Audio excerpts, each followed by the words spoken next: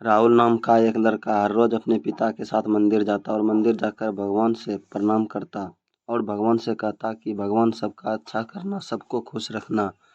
उसके बाद राहुल और उसके पिताजी मंदिर में कोई भिखारी या गरीब इंसान होता तो उसे कुछ ना कुछ खाने को देते और बाद में वो अपने घर चले जाते।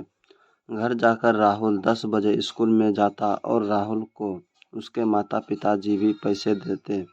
उनमें कुछ पैसे राहुल अपने दोस्त रोहन को दे देता। रोहन एक गरीब परिवार का लड़का था। रोहन के पिताजी की मौत बचपन में ही हो गई थी। रोहन का एक छोटा भाई था। दोनों बेटों का भरण पोषण रोहन की माँ ही करती थी। राहुल पहले रोहन के घर जाता और उसके बाद राहुल और मोहन दोनों साथ साथ स्कूल में जाते थे। लेकिन एक दिन की बात है, राहुल हर रोज की तरह अपने पिताजी के साथ मंदिर जाता है और घर वापस आकर अपने पिताजी से कहता है कि पिताजी, आज मुझे स्कूल में टीचर ने फीस लेकर आने को कहा है। तभी राहुल के पिताजी उसे 1000 रुपये देते हैं और कहते हैं कि ये लो राहुल, अपनी स्कूल फीस भर देना। फीस लेकर राहुल रोहन के घर जाता है। तभी राहुल देखता है कि रोहन का छोटा भाई जोर जोर से रो रहा था और उसकी माँ उसे मार रही थी। तभी राहुल ने कहा कि क्यों आप मार रहे हो? तभी रोहन की माँ राहुल से कहती है कि देखो ना बेटा, मकर संक्रांति नज़दीक आने पर यह पतंग और मांझा लेने की जिद कर रहा है। मेरे पास जो भी पैसे मैंने बचा कर रखे थे वो भी सभी मैंने रोहन के फीस भरने के लिए दे दिए। अभी मेरे पास घर चलाने के भी पैसे नहीं हैं। राहुल रोहन के छोटे भाई को देखता ही रहता है। तभी रोहन राहुल को कहता है कि चलो राहुल, मैं स्कूल के लिए लेट हो रहा है, और दोनों स्कूल चले गए।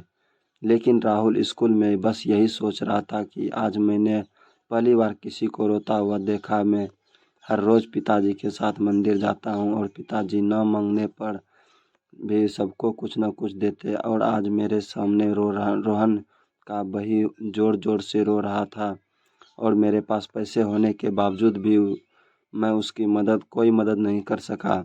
इस बात को लेकर राहुल बहुत ही चिंतित था और जैसे ही स्कूल की छुट्टी हुई तो राहुल तुरंत ही एक पतंग और मांझा की दुकान पर पहुंच गया और जो पैसे पिताजी ने फीस के लिए दिए थे उन पैसों से राहुल ने पतंग और मांझा खरीदा और वो रोहन के घर चला गया और रोहन के छोटे भाई को दे दिया। इतने सारे पतंग और मांझा को देखते ही रोहन का छोटा भाई बहुत ही खुश हो गया और अपनी माँ से कहने लगा कि देखो माँ, राहुल मेरे लिए इतने सारे पतंग और मांझा लेकर आए हैं। ये सब देखकर रोहन की माँ की आंखों में आंसू आ गए और उन्होंने राहुल को गले लगा दिया और कहा कि भगवान ऐसा बेटा सबको दे। राहुल के चेहरे पर एक अलग प्रकार की स्माइल थी। वो अंदर ही अंदर बहुत खुश था क्योंकि इतनी खुशी आज तक उसने कभी महसूस ही नहीं की थी। जब राहुल घर पहुंचा तो उसने अपने पिताजी को सब कुछ सच सच बता दिया। तभी राहुल के पिताजी ने अपनी पत्नी को बुलाया और कहा कि आज मुझे अपने आप पर गर्व है कि मुझे राहुल जैसा बेटा मिला है। मैं बस भगवान से एक ही प्रार्थना करता हूँ कि भगवान ऐसा बेटा सबको दे जो दूसरों के दुख को अपना दुख समझे।